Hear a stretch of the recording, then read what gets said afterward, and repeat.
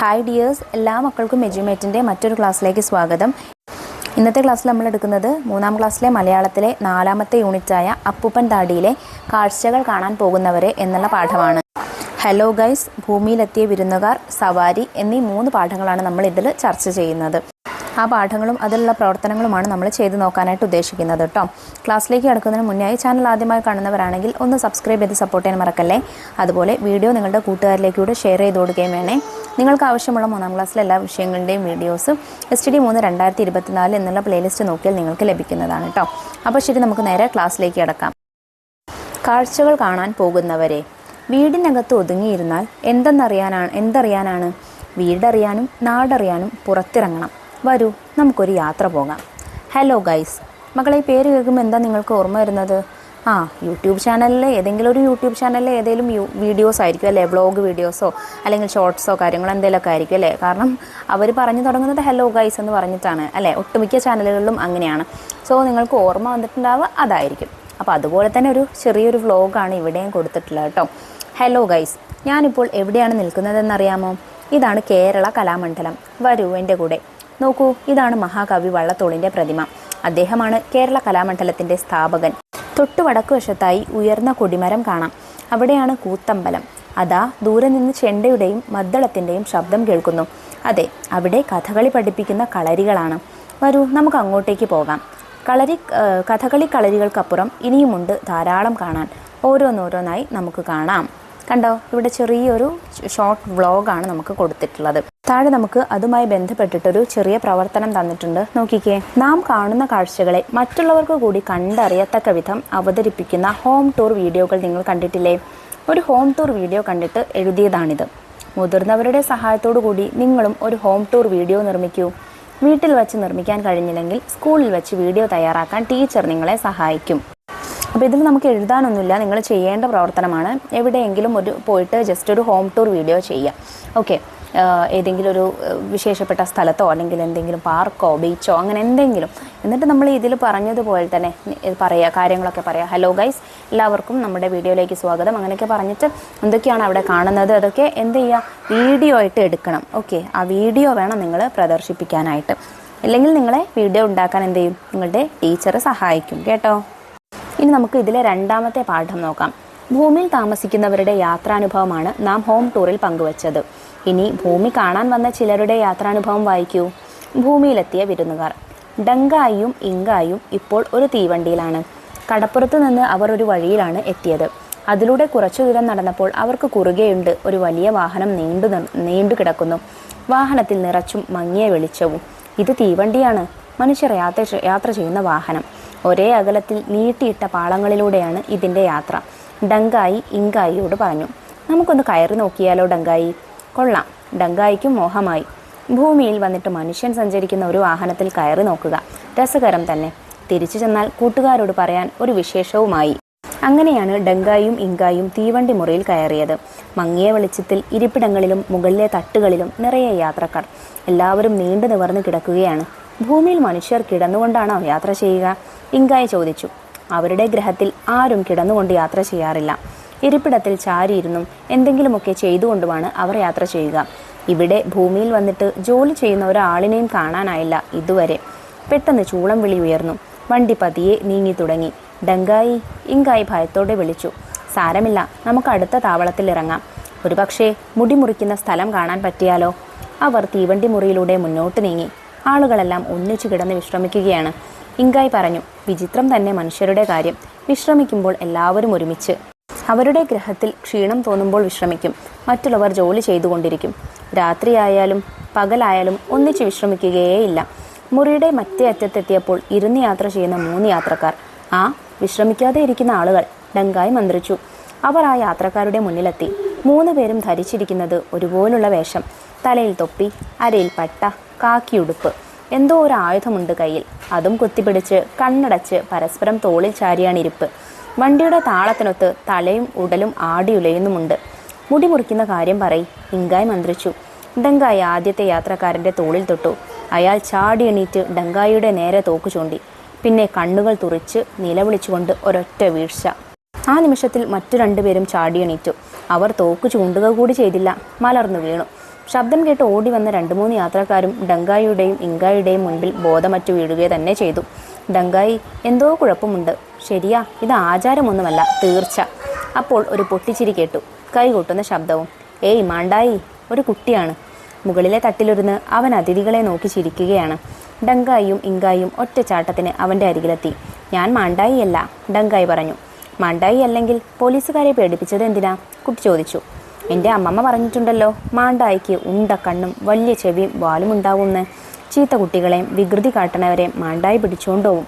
കയ്യും കാലും കൂട്ടിക്കെട്ടി കണ്ണിൽ മുളക് തേച്ച് തീക്കനലിലൂടെ ഉരുട്ടും. വികൃതികളെ പാഠം പഠിപ്പിക്കാനാ. ഈ പോലീസുകാരെ പാഠം പഠിപ്പിക്കാൻ മാണ്ടായിയെ വിളിച്ച് കാത്തിരിക്കുകയായിരുന്നു ഞാൻ. എന്താ ഈ പോലീസ് എന്ന് വെച്ചാൽ? ഇങ്കായി ചോദിച്ചു. കള്ളന്മാരിൽ നിന്നും കൊള്ളക്കാരിൽ നിന്നും മനുഷ്യരെ രക്ഷിക്കുന്നവരാ, ഡങ്കായി പറഞ്ഞു. തീവണ്ടിയിൽ കള്ളൻ വരാതിരിക്കാനാവും ഇവർ ഇതിലിരിക്കുന്നത്. പോലീസുകാരെന്താ വികൃതി കാട്ടിയേ? ഇങ്കായി ചോദിച്ചു. അവർ പാവക്കുട്ടികളെ വിൽക്കാൻ വന്ന മാമനെ വണ്ടിയിൽ നിന്ന് താഴെ തള്ളിയിറക്കി. പാവക്കുട്ടികൾ ഒക്കെ നിലത്ത് വീണ് പൊട്ടിപ്പോയി. അവറ്റകൾ നിലവിളിച്ചപ്പോൾ മാമന് മുറക്കെ കരഞ്ഞു. കുട്ടി വിതുമ്പി. സാരമില്ല, ഡങ്കായി സമാധാനിപ്പിച്ചു. എന്താ കൂട്ടുകാരൻ്റെ പേര്? ഉണ്ണിക്കുട്ടൻ. ഞാൻ മംഗലാപുരത്ത് മാമൻ്റെ വീട്ടിൽ പോയി വരിക. ഉണ്ണിക്കുട്ടൻ ഡങ്കായിയുടെ ചെവി പിടിച്ചൊന്നാട്ടി. മുടിയിൽ വിരലോടിച്ചു. വാലിൽ വെറുതെ തൊട്ടുനോക്കി. സത്യമായിട്ടും നിങ്ങൾ മാണ്ടായികളല്ലേ? ഞാൻ ഡങ്കായി, ഇവൻ ഇങ്കായി. ഞങ്ങൾ ദൂരെ ഒരു ഗ്രഹത്തിൽ നിന്ന് വരുന്നു. ഞങ്ങൾക്ക് ഭംഗിയായി മുടി വെട്ടണം. മുടിവെട്ടുകാരനെ തേടി ഇറങ്ങിയതാ ഞങ്ങൾ.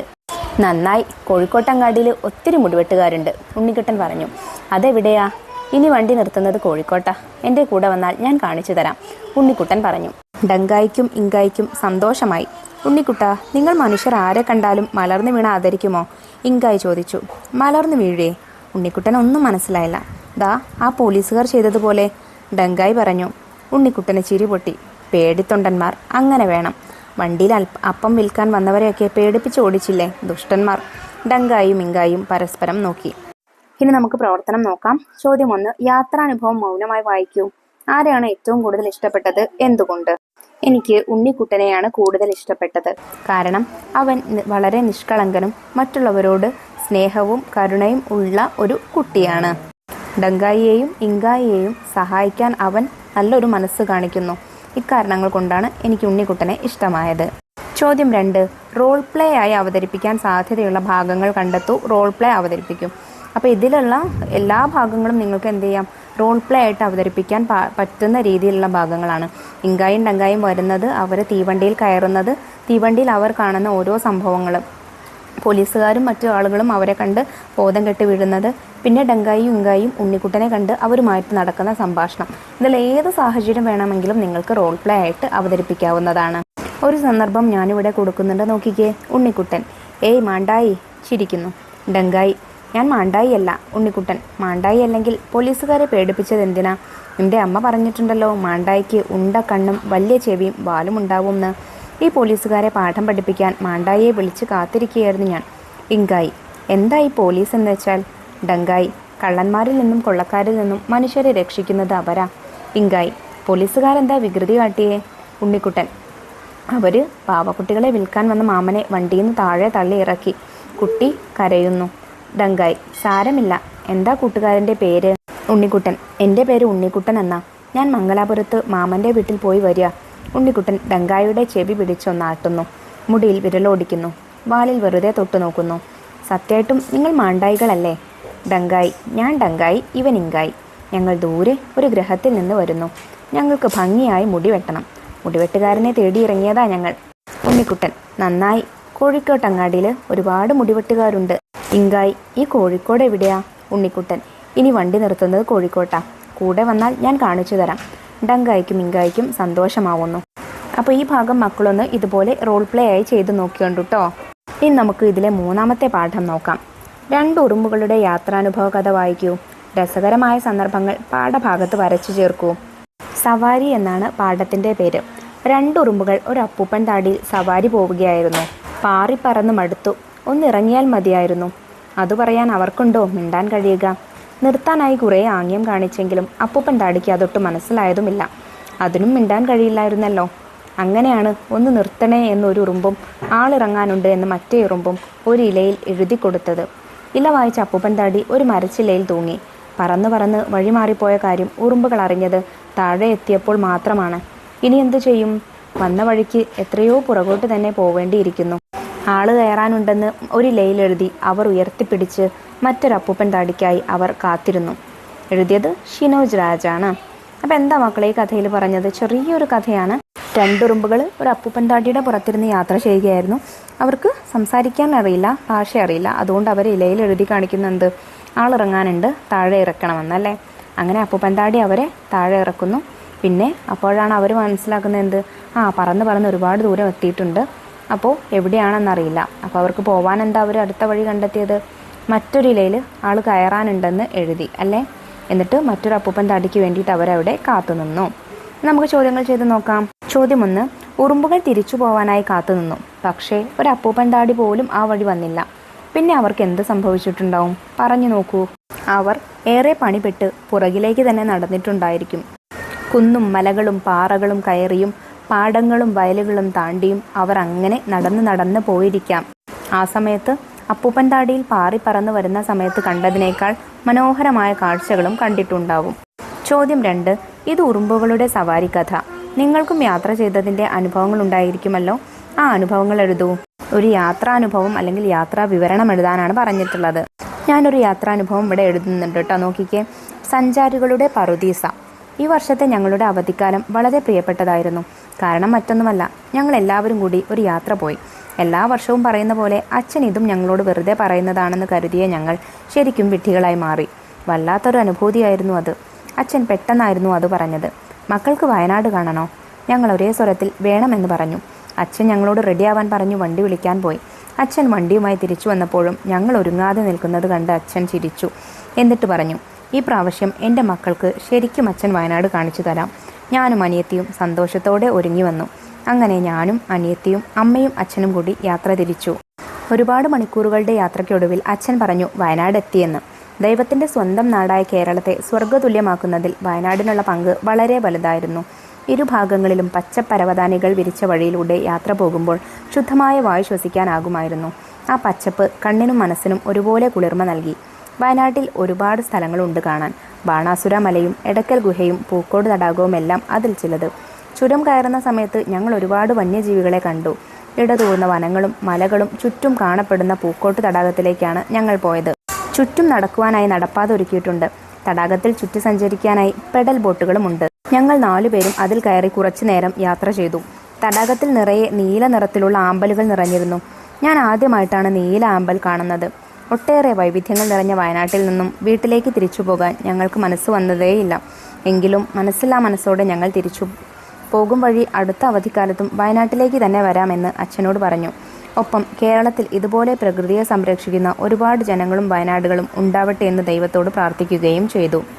അപ്പോൾ മക്കളെ, ഇത്രയും പ്രവർത്തനങ്ങളാണ് കേട്ടോ നിങ്ങൾക്ക് കാഴ്ചകൾ കാണാൻ പോകുന്നവരെ എന്നുള്ള ഈ പാഠത്തിൽ ചെയ്യാനായിട്ടുള്ളത്. ചെറിയ 3 പാഠങ്ങളാണ്. പാഠങ്ങളും ചെയ്തിട്ടുള്ള പ്രവർത്തനങ്ങളും എല്ലാ മക്കൾക്കും മനസ്സിലായിട്ടുണ്ടെന്ന് വിശ്വസിക്കുന്നു.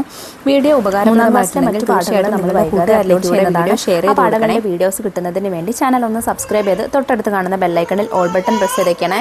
ക്ലാസ്സിനെ കുറിച്ചുള്ള നിങ്ങളുടെ അഭിപ്രായങ്ങളും നിർദ്ദേശങ്ങളും കമൻറ്റ് ബോക്സിലൂടെ അറിയിക്കുകയും വേണേ.